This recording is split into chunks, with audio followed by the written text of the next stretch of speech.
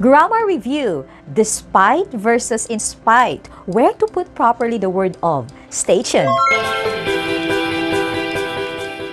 Hi to all our subscribers and viewers. This is Renette. Welcome to Teaching Learning English. If you want to watch more of my videos, please hit the subscribe and bell button to get notifications of my video uploads. I will give you another common mistake that most learners use, and this is the difference between despite and in spite of. Can you spot the main difference? The English terms in spite of and despite are very similar in meaning and usage.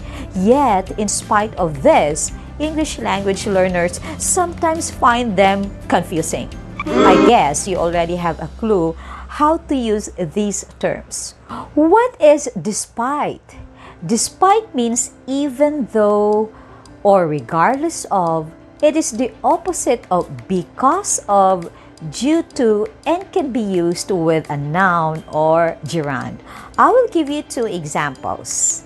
The first one is, I still have difficulty expressing my thoughts in English despite all my years of study. Second, I still love him despite all the hurting words he uttered. What is in spite of? Before I proceed to its definition, please take note that this has three words, in spite of. In spite of means exactly the same thing and is used exactly the same way as despite.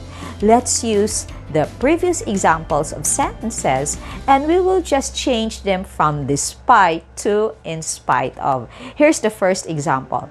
I still have difficulty expressing my thoughts in English in spite of all my years of study. Second, to love him in spite of the hurting words he uttered. Did you get the difference? In other words, the English terms despite and in spite of are almost the same.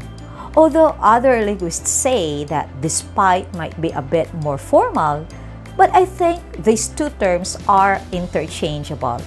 Alright, to summarize, when you use the word despite, don't use of. When you use in spite, put the word of. So let's say, despite what happened, in spite of what happened. Super easy. What are your thoughts about this topic?